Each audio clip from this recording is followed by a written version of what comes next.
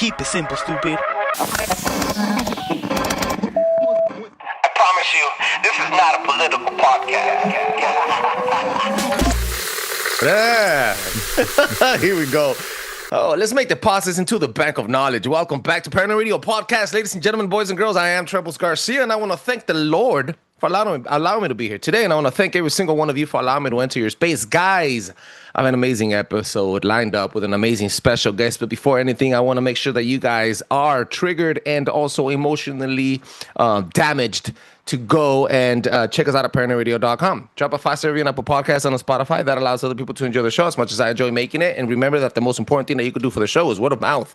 Check us out. Tell your sexy cousin, your ugly cousin, your sexy auntie, your ugly auntie, and everybody else that you think is beautiful around your family, friends, and colleagues about the freaking show. Guys, we have an amazing episode. I'm telling you, with another returning guest. Let's jump in from the deep end on the point, set the freaking mood. He's been here before. He is probably one of the biggest podcasters I've met in the past 2 years. He's blown the hell up. He's done roundtables. He's done a book. He has research. He has a beautiful presentation, an awesome YouTube channel. Make sure you check out Justin Brown, Doc Brown from the Prometheus Lens podcast. What's up, Doc? Hey, brother. Thank you for having me back. I appreciate it. Oh yeah, thank you for giving me your time and your wisdom and donating some more stuff here at Paranormal Radio Podcast, my humble little show from LA. You know, hey, you're blowing the freak up out there, bro. Doing great stuff. Look at you go, bro. You know what? I haven't dived completely into your book yet, but I'm hearing a lot of great stuff. You were here twice to tell me about your book before you finished publishing the book, and then after you published the book, and now that you are experiencing the fame, the stardom, how do you feel? I don't feel any different, man. Still got to tie my shoes, put my work pants on, and go to work at 5 a.m. every single day. But no, it's a process, man. It's always different on the other side of the fence. You know, you look at some of these big name shows, like, man, they got it made. That's where I want to be. If I could just do X, Y, Z, then I will be where I want to be. And that was me. And now from the other side of the fence, it probably looks like I am smashing it, but I'm still not doing what I want to do. I'm not doing this full time. I still got to work. And so none of that's changed, but I do recognize the blessings that the Lord has bestowed upon me, because it's not me, but it's a grind, man. You just got to, put your work pants on every single day, put your head down and lean in, man. And that's what I do. I just love these conversations, man. I love learning all this stuff, having these conversations. And I think that's what kind of pushes me. I think some people that come in with ulterior motives, like they come in just to get, their 15 minutes of fame and famous, or just making a lot of money. They fizzle out, because, it's like going to the gym. You go to the gym and you start working out and you work hard, man, for like a month, but then you don't get steroid jacked. And you're like, oh man, this is too hard. I quit. And that's what happens a lot in this space. But I think if you love what you do, you're never working. So it's like, I'm having a good time learning this stuff, talking to these people, and it's just a bonus that other people like to listen to. I have to agree. Today is Tuesday, guys. This happened right now. So I got out of work about an hour and a half ago. I drove in the alley traffic on the 105, then got off at Southgate, and then had to come back home, not only eat, feed my youngest, and then sell my car, because I was also getting rid of a vehicle. And the guy's waiting for me outside. I'm doing the paperwork. I'm drinking a soda. I'm trying to eat a sandwich while I'm telling my baby not to come out the door. And at the same time, while all of that's happening, I'm looking at the clock, because I have 10 minutes left to record with Doc Brown. And I don't regret it. And I'm not complaining. I'm going to tell you something. It's a lifestyle. It becomes part of you. I love podcasting so freaking much, bro. And I like to say this, and I'm going to say this very loud and proud. I am the best Latino conspiracy podcaster in the freaking planet. I am Conspiracy Poppy. I'm going to say that, and I'm going to take it to the freaking grave. I'm telling you right now. I'm very humbled, but I'm also very proud about what I do and the people that I've connected with, for example, you. And like you said, bro, you said something on the book. You wrote it to me, and you said, keep your nose to the grindstone. I didn't know what that meant until I read through it more, and I let it marinate. Yeah, bro, you got to keep on working. 10 posts is not going to make it. 10 episodes is not going to make it. Sometimes 10 years won't even make it. I'm almost 6 years deep and I still haven't made it this far. And a lot of people get discouraged. A lot of people get demoralized when they see that anybody that just showed up in the last 48 months blew the hell up. And they start blaming numbers. They start thinking bots. They start thinking different things. And then they start hating with each other instead of collaborating. There's three people that you need to get rid of. Three people that you need to outwork: yourself, your past self, the person that you admire, absolutely, right? And then the modern day self. You have to tomorrow be better than today. Like today, you have to be better than yesterday. And you have to have haters. At the end of the day, who are you and how are you making it when you don't have any freaking haters? Doc Brown told me something right now about YouTube, where there's people, I'm not going to say the word leeching, but taking the free content, and they're here just watching. And I get it. They don't engage. And the only time that they engage is to talk shit about your freaking guests or your accent, for example. When I say humble host, they think I say homo host. Fuck you guys. It takes, I'm going to tell you something. I'd never spent so much money on gear before. If it wasn't for Doc Brown, Biblical Hitman, and Nick from the Occult Rejects that told me, yo, you need to gear up on your freaking camera. I just spent some money on this stuff, and I just found out that this shit is expensive. It's no joke. And it's not even to me profitable. Ain't nothing to spend $3,000 on a camera. Ain't nothing to spend $3,000 on a camera. Amazing camera, by the way. Oh, thank you. But yeah, I mean that's part of it too. I mean, it's like anything else. It's about a lifestyle. I think how you said it, that's a perfect way to put it. You have to do it because you love it and condition yourself. This is what I'm going to do every single day, even if I don't feel like it, even if it's raining outside. No, you got to make it a lifestyle, and it's all about consistency, man. Eventually, you keep watering the ground, something's going to sprout. But most people just give up. And most people a lot of people don't. Word. Yeah, and you don't realize too. A lot of these people, it's they complain, that they have to listen to ads, or they'll complain that you put out 2 or 3 episodes behind a paywall each month, and it's like, guys, you're still getting free content. Yeah, you got to suffer through the ads, but most of us offer an ad-free listening experience for $4 or $5 a month. What's $4 or $5 a month? Homeless people spend $4 to $5 a day on cigarettes. So it's like, I don't think we're asking for too much here, but like you said, they'll watch your stuff, never hit the like button, never leave you a review, never contribute to the show that they listen to every single week.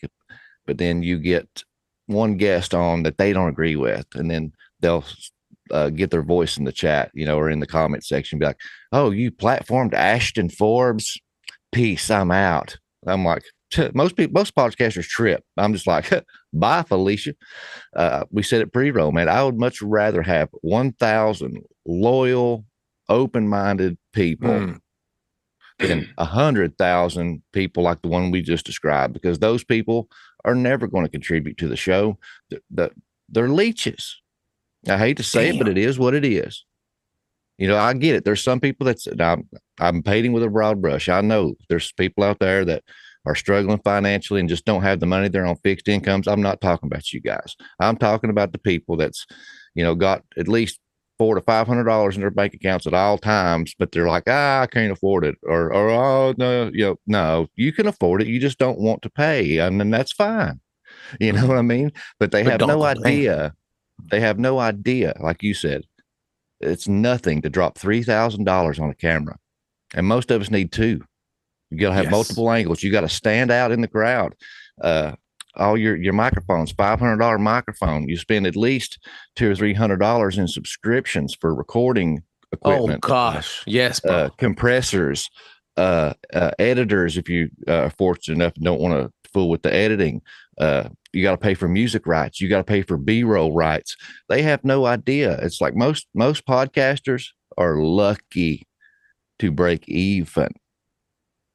So 100%. People don't do this to get rich. It's like people talk about, oh, you just write books to make money and get rich. No. You got to respect the hustle before anything. Hey, I'm going to tell you, I was having this conversation with Catalyst Jones today in the morning. I'm like, bro, you got to keep your nose on the grindstone. Focus on yourself. Stop listening to everybody else. Stop waiting to see if you're going to be relevant or not. focus on yourself. You have a powerful week, get through it. Plan the other one, get ready, network. It's very important. I think this is more of an inspirational talk. And then that's not just for podcasting and content creators. It's anything in life. Yeah. What do you think is going to make you stand out in the crowd? Do you think it's going to be complaining? Do you think it's going to be being stingy? No, it's actually going to be dedication, resilience, consistency, and hard work. It doesn't change from that, bro. It's the same recipe for all type of entrepreneurs, all type of even you that you're probably check to check working at a 9-to-5 job, making the white man rich. No offense, right? No offense to them. I'm not saying that because of you. But for example, in California, you're working on a 9-to-5 job trying to make anybody else rich but yourself. And that still takes hard work. You're working so freaking hard to make somebody else rich instead of yourself.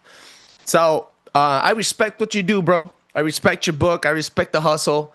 Respect the people you wrote doubles with. I respect your guests, and I respect your creativity. We lack, as content creators, we lack the idea of seeing other people grow before you and genuinely be happy for them.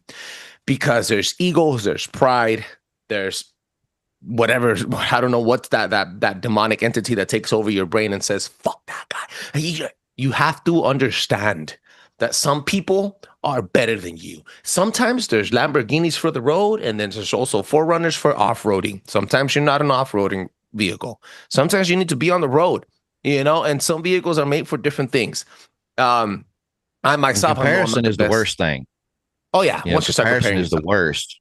So even in the workforce, your personal lives, I mean, just in general, when you start looking at other people and comparing yourself, that's when you start getting resentment and bitterness and hatred, and all that stuff is a cancer, dude. It will eat you alive. It's demonic. It will possess you literally. I use this as an example. Yeah, I had a job, dude, that I absolutely loved. Back probably 15 years ago or so. Had it made good money. At that time, most of the time I was sitting on my butt in the air conditioner, had it made, loved it. And it wasn't until I found out one of my coworkers that I outworked every single day was making, almost double what I was making. And then I started comparing myself and staring at him, focusing on him instead of myself. It made me bitter. It made me miserable. And I ended up getting mad and quitting that job. And then later I look back and I'm like, you had it made, bro, but you let a thought, an idea, a cancer get in there, and you let it eat you alive. And I was happy as a kid in a candy store for years. Nothing changed. It just, I changed my focus and was focusing on something else, and I ruined it for me. From a podcaster that has written a book, successful, been a guest in huge podcasts that I only dream of being a guest in. What really catapulted you to change to make Prometheus Lens, bro? What were your humble beginnings? Dude, and this is crazy. I'm not really talked about this, so I'll lay it out for you. I started the Dig Bible podcast with some friends, and I guess just putting it, bluntly, just that they weren't as into it as I was, and we had difference of creative vision. I was like, dude, I want to do this for a living. I think, God's calling me to do this, man. Yeah. And they just weren't there. And I was cool with that. So, I still do that show with my friends, but I was like, I'm going to branch off and do my own thing. I said, but I'm going to stay with you guys. I said, but I just want to have something that's mine that I can do, what I want, talk to who I want to, do what I want. And that started, and honestly, me and my now ex-wife, everything was hunky-dory with us until I started podcasting. Whoa. And I started talking about the darkness and exposing the darkness, and my house got hit with straight up spiritual warfare. Shut the front door, bro. Yes. And we were happily married for almost a decade, built a beautiful life together. Wow. But that cancer got in, and she was a stay-at-home mom. I worked 12 hours a day so she could stay home with the kids. And I don't know, man, it's just like she's seen, like if I get off work, if I wanted to sit on the couch and read a book after, working all day, oh man, it was competition. It had to go. And it ended up just sparking a huge divide in the house. And we were fighting like cats and dogs for a couple months. And it finally got to the point where she just basically told me, you're going to put all this stuff down or you're going to leave. What? And I told her, I Damn. said, I love you. I said, and I love this life we've built. I've worked my butt off. I said, but right now this relationship is doing nothing but taking from me. I said, this is the one thing that gives to me. I said, it makes me feel like I got a purpose, you know, and I enjoy it. I said, don't make me choose. And she did. So I had to walk away from everything that I worked so hard to build for my entire life. I walked away with my car and the clothes on my back, bro. I ended up having to move back in with my mother at 40 years old, bro. That's why I work so hard. I'm going to succeed because I sacrificed everything to be where I'm at. And so there's a lot of people that can sit back and look at me and be like, oh, he's only been in this 2 years, man. And you know, he's a plant. He's a fed, you know. Oh yeah. No, bro. You come back to me when you've burnt everything to the ground that you've worked your whole life for and walk away and try something new. That's the reason why I succeed, because I gave up everything to be where I'm at. And I'll be damned if I'm going to fail. That is a trailer right there. Ouch. Thank you for sharing that, by the way. Thank you. Yeah, you're welcome. That. You know what, bro? I had Nephilim Death Squad on like 2 months ago. And I told them, yo, are you guys fucking feds? You guys are, I told them surely, you guys are fucking witches. I know you guys are. You guys did Bohemian Grove on the fucking summer solstice. I noticed, dude. And they were like, fucking Trebles. Like, yeah, dog, I fucking noticed. I'm like, you know what, bro? You got to fight fire versus fire and stick it to the man the way they've been sticking it to us, man. That noise. I'm telling you that right now because people think that because we're the good guys, and I'm saying quotations, that we don't have the balls, the grit, or the energy, the courage to fight these mother truckers, the mainstream media, and the people that control us the same way they've been hitting us with. We gave them a taste of their medicine, and now we are the fucking mainstream. So I told them, kudos.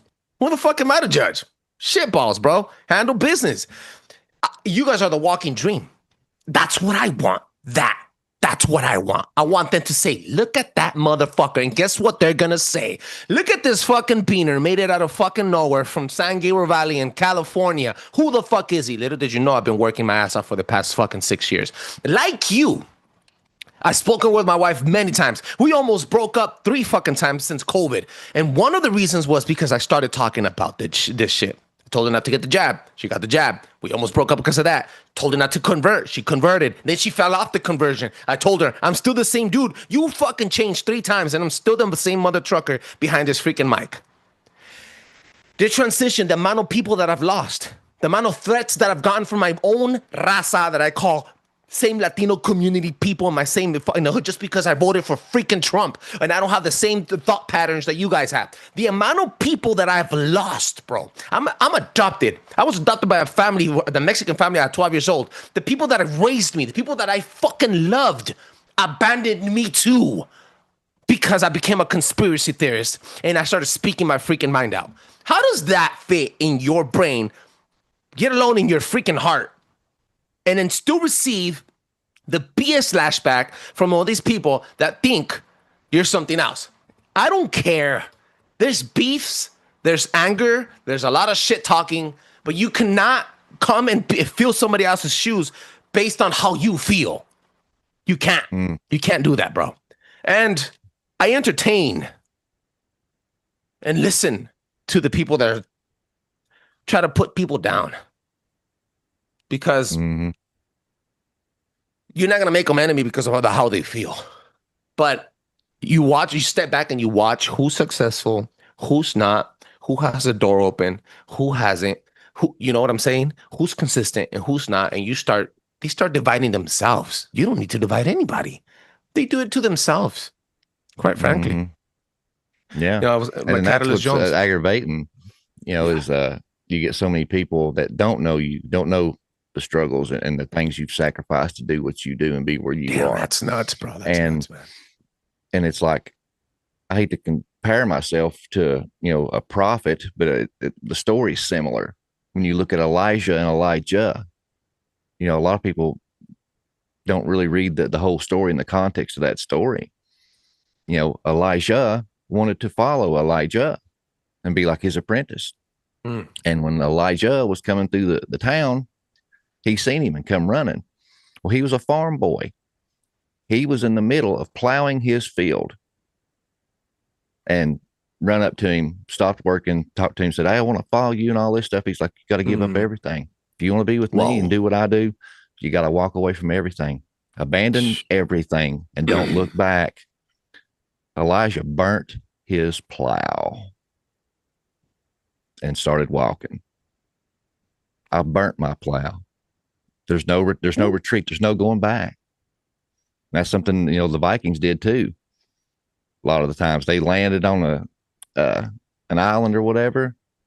They pushed their boats out or set them on fire. There's no retreat. It's either succeed or die. And a lot of people have to have that mentality, man. Burn your plow. If there's something you want to do and it's in your heart and you desire this and want to do this, you don't get nothing half-assed, folks.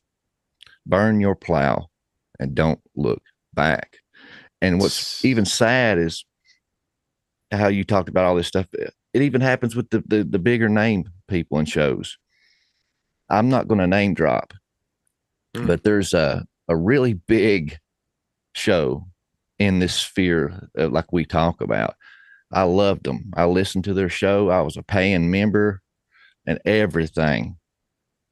And then once I started the show and started getting some traction and attention, I had a certain guest on my show and everybody started commenting, "This is the best blank interview I've ever seen of this person." Yeah. And then somebody tagged this other podcast and said #shots fired. And it wasn't even me, it's other people. And immediately I started getting blackballed. That person that I'd done that show with was already planning 2 or 3 other shows with me, and they're a big name. And they wanted me to send them the video because they wanted to put it on their channel, all this stuff. And then after that happened, all of a sudden, this person stopped responding to my emails. And then about this same time, a mutual friend of theirs, I went on their show, and we had each other's cell phone numbers. We were talking and planning more shows and stuff to work together in the future.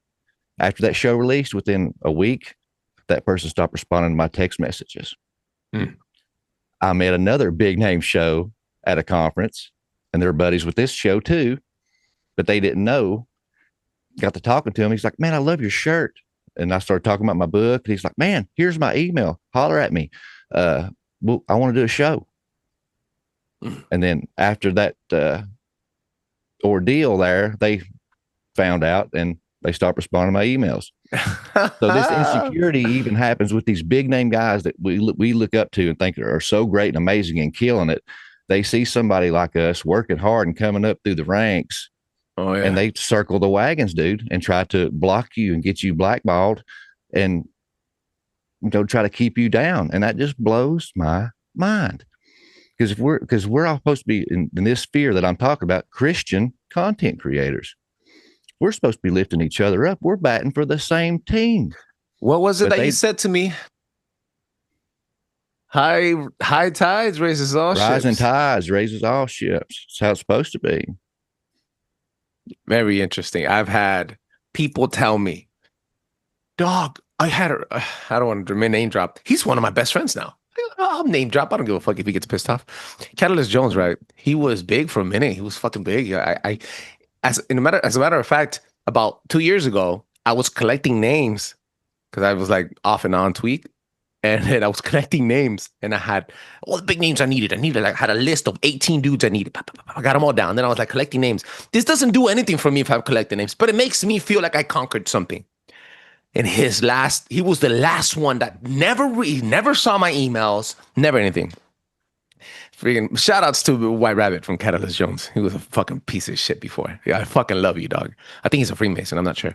But anyway, the point is, I walked around all his circle, got them all on the show, made tight friends with them, almost as a conspiracy to get him on the show. He was my last diamond piece for that season.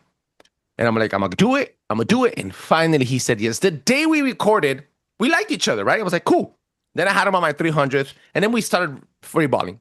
But once I had a panel of women on. Shout outs to Tammy. Shout outs to Janet. Shout outs to Heidi Love. Shout outs to what's her name? One Thumb Al, and forgot who else. Oh yeah, and Teresa from the Occult Rejects. And he said, "You met all of those girls through my friend." I was like, "No, I didn't. No, I fucking didn't. In fact, I met all of them before I got to you because I got how to use them to get to you." So for you to say that, it's kind of like, I believe you, bro. You were not the freaking catalyst of this, bro. And then, so we became enemies for a bit, right? And so the point is this: people say and tell you, "Oh, you got him," and everybody's doing their rounds with the same guest. Every guest does a different interview depending on the host. You will not, unless you're a fucking rifter, you will not. I've had people from like the occult, from Cult of Conspiracies or any other badass podcasts out there on the show, and we had completely different conversations. We didn't riff off each other. We just, hey man, you know, in fact, sometimes we even shouted each other out because they networked. So believe it or not, sharing your contacts and your resources, even if you vetted them or not, and you sharing that, hey, yo, you know what? I think this person's gonna do well on your show. I can't get the information, but you can because you're a fucking badass. I do that with Brad from the Awaken podcast and Bennett all the time. I send them shit all the time. And they're like, yo, bro, what's up? Bennett does the same for me. We share each other. Like, that's the community, bro. That is uplifting each other. I name dropped a lot of my friends out here right now because I freaking love you guys. Sometimes I had one of these dudes, I'm not gonna name drop his name, but he hit me up and he's like, yo, I'm gonna uplift your fucking YouTube. Do this. And he freaking uplifted my YouTube. I didn't even know how to do stupid things on YouTube yet, bro. And he goes, you're gonna do this and watch it grow. And it's grown. What happened overnight for this something to click in his heart and say, yo, Trebs, I want you to do this. Take it. And I took the baton. I'm like, hell yeah. You're helping me, man. Fuck yeah, let's go. I don't know what triggered him. Maybe it was a divine entity. Maybe God sent. But I thank him and amongst other people like yourself so much, not only for the time that they spent on my show, but the gratitude is real. Well, I'm telling you something. To me, bro, this, like you said, after it became a lifestyle, it means the freaking world to sit down right here and share time with you guys. It means the world. And I don't do it for a buck. Trust me, everything that I do is for free. You can find it for free. It's nuts. Yeah. And I was trying to think, man. I kind of had a brain fart. But I said a lot in a little bit. But yeah, match out to other people. And Catalyst Jones, you're not fucking love you, dog. Yeah. And like me, like I said, I'm a work horse. That's just how I am. And it was beaten into me as a child. You work, you can have, my old man used to tell me, you can have anything you want in this world, Justin, but you got to be willing to work for it. Ooh. He said, and some nicer things that you want, you might have to work a really long time, but it's not impossible.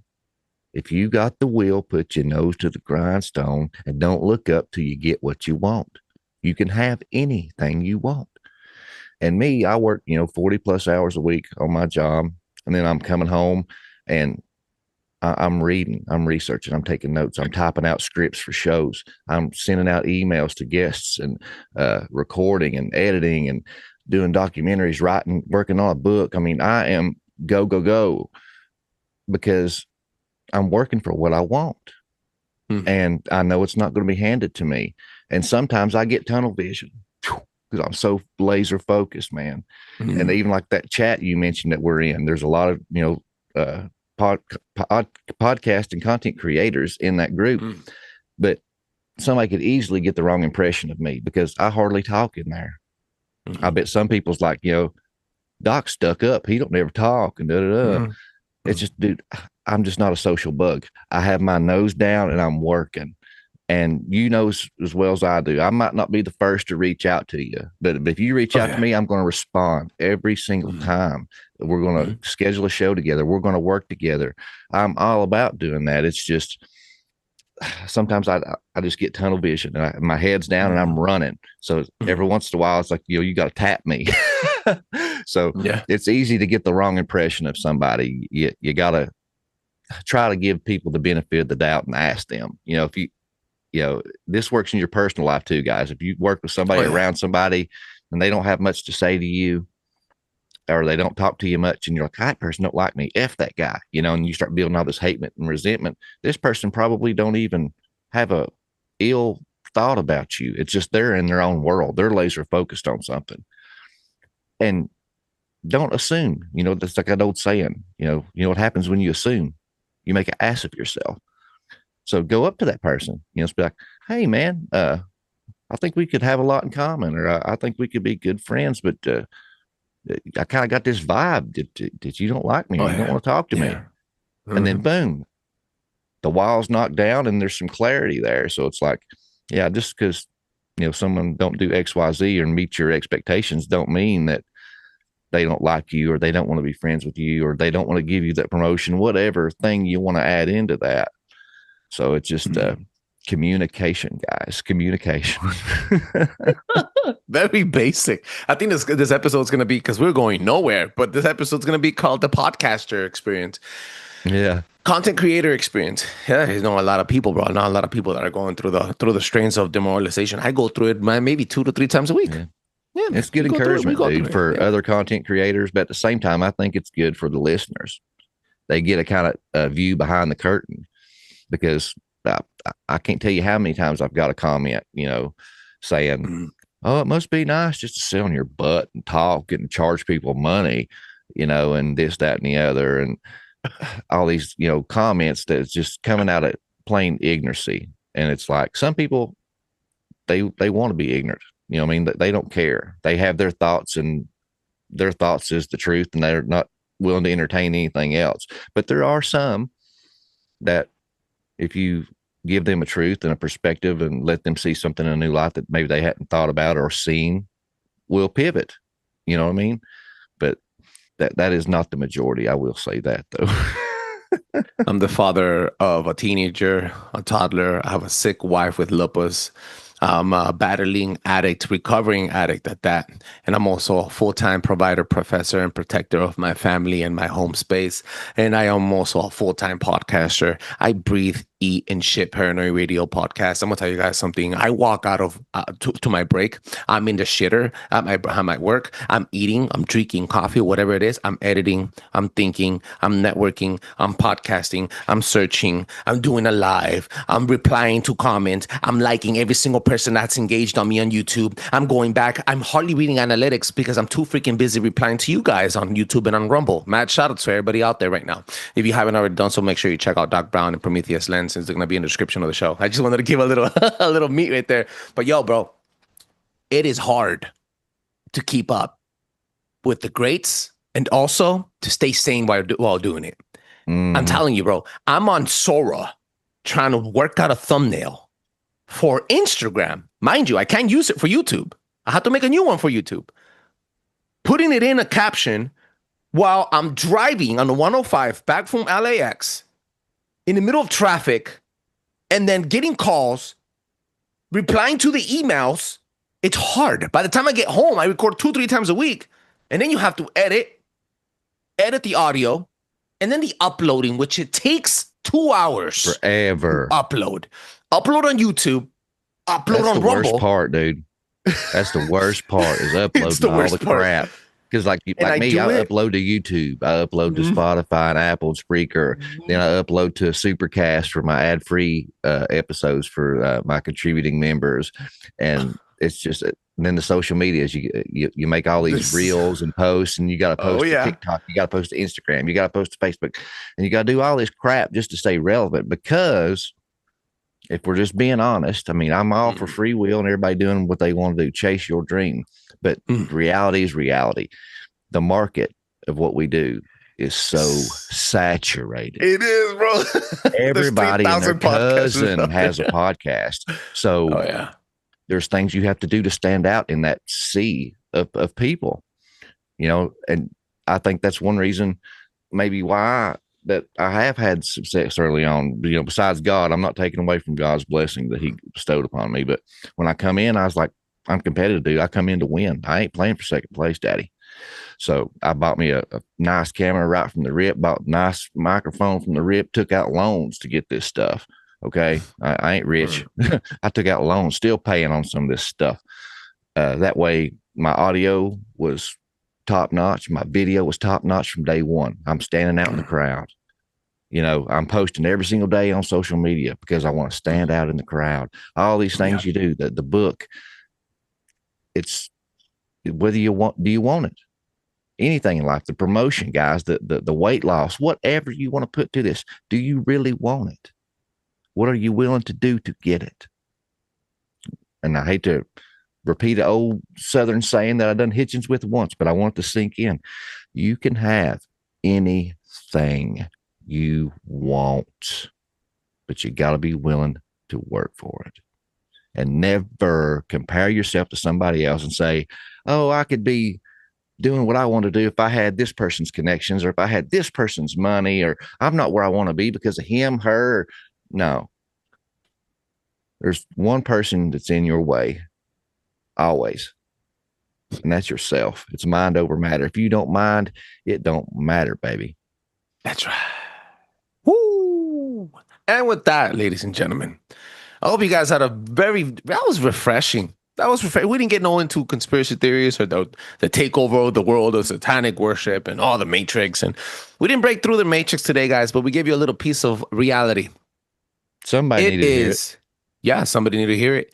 Again, I want to give a hug, a giant digital hug, to every single person that's been on the show, the people that have collaborated, the community, the people that kept it real with me, the people that kept it fake with me, the people that kept it fake with me and then came back and kept it real with me, because I have many of those too.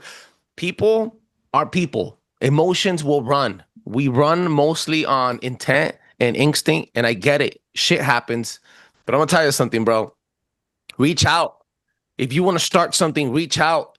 When you start it, try to end it on a high note. You're going to have lows, a lot of lows. You're going to have more lows than highs. But once you get that one high, bro, I remember 3 years ago, the Maui fires happened. 2.5 years ago happened. It was a sad time. I had 750 followers on Instagram. And no more than like 23 people were listening to the show. I posted something about direct energy weapons. Blew up overnight, the Instagram account. It's hard to translate those numbers into downloads, and you know what? When people said, you bought bots, I was like, nah, dog. I just posted regardless of your likes or not.